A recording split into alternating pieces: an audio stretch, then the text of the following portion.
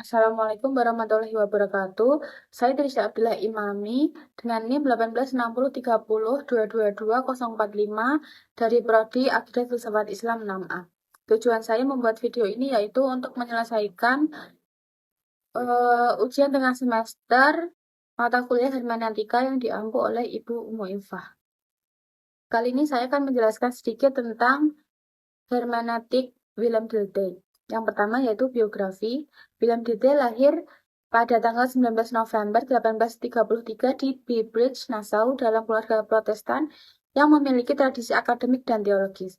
Ia belajar di Universitas Heidelberg dan Universitas Berlin.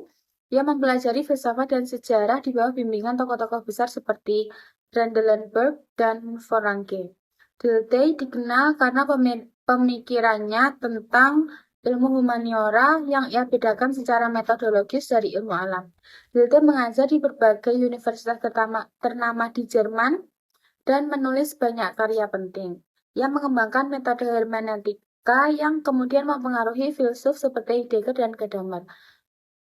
Meskipun tidak sempat menyelesaikan proyek besar tentang epistemologi ilmu humaniora, pemikirannya tetap menjadi warisan penting dalam filsafat, sosiologi, dan sejarah. Willem Dilthey meninggal pada tanggal 1 Oktober 1911 di Sesamsklein. Yang kedua yaitu Lebensphilosophie dan Hermeneutik Willem Dilthey. Lebensphilosophie atau filsafat kehidupan adalah aliran filsafat yang menekankan pentingnya pengalaman hidup subjektif manusia.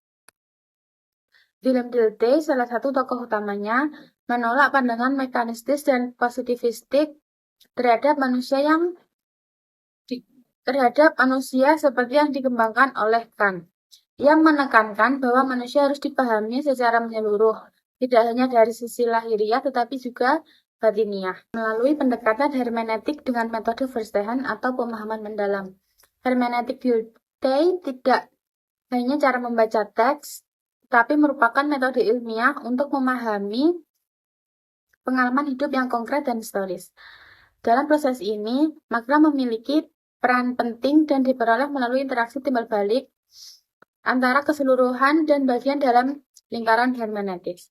Kehidupan manusia dipahami sebagai aliran yang terus berubah dan penuh makna, bukan sebagai mekanisme otomatis. Pengaruh Schleiermacher terlihat dalam penekanan Dilthey pada pemahaman psikologis antara penafsir dan pengarang. Meskipun sempat ingin menggunakan psikologi sebagai alat kritik sejarah, Dilthey kemudian memisahkannya. Ia melihat hermeneutik sebagai dasar bagi ilmu-ilmu humaniora yang menafsirkan ekspresi kehidupan batin manusia seperti seni, sastra, hukum, dan sejarah. Ketiga yaitu metode ilmiah Willem Dilthey.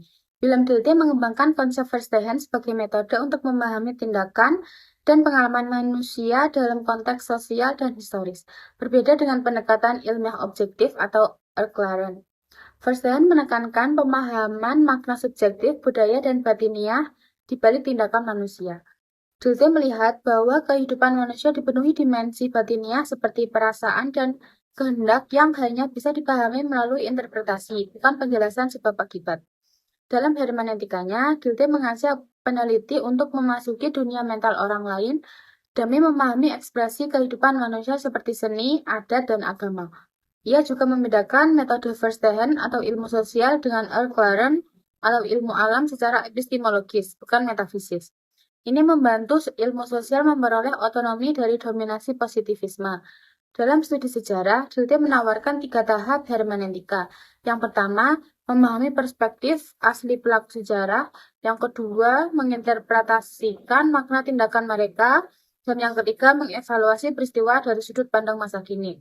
Tujuannya yaitu untuk merekonstruksi pengalaman batin pelaku sejarah sehingga peneliti bisa memahami dan menyadari kemungkinan bertindak serupa dalam kondisi yang sama. Pemahaman nilai seseorang pun hanya bisa dicapai lewat keterlibatan langsung dalam kehidupannya. Penjelasan yang selanjutnya yaitu memahami kekhasan hermeneutik Willem Dilthey. Dilthey membedakan antara memahami karya tulis dan memahami manusia serta masyarakat. Keduanya dianggap sebagai teks karena terdiri atas simbol-simbol bermakna, namun berbeda dalam hal dinamika. Karya bersifat stabil dan selesai, sedangkan dunia sosial historis terus berubah namun bisa menjadi stabil dan dipahami. Gilday menyebut dunia sosial historis sebagai objectifier case atau roh objektif, yaitu hasil objektifikasi dari kehidupan mental manusia yang terlihat dalam budaya, hukum, agama, dan lain-lain. Berbeda dari pendekatan psikologis dan Emmanuel Schleiermacher, Gilday menawarkan pendekatan interpretatif melalui 3 konsep utama. Yang pertama, erlebnis atau pengalaman hidup, yaitu pengalaman yang melibatkan keterlibatan langsung dengan realitas dan mengandung makna yang hadir secara langsung dan menyeluruh. Yang kedua, Ausdruck atau ekspresi, yaitu manifestasi lahiriah dari pengalaman hidup berupa ide, tindakan, atau ekspresi langsung seperti gerak tubuh dan karya seni. Dan yang ketiga yaitu Verstehen atau pemahaman. Proses menjembatani dunia batin dan lahir melalui interpretasi. Ada 2 tingkat, pemahaman elementer dan pemahaman lebih tinggi. Ketiganya saling terkait. Pengalaman batin diekspresikan keluar, lalu dipahami kembali oleh peneliti melalui proses Nachtleben atau menghayati kembali untuk mengakses makna dalam dunia historis. Demikian yang bisa saya sampaikan, kurang lebihnya mohon maaf. Wassalamualaikum warahmatullahi wabarakatuh.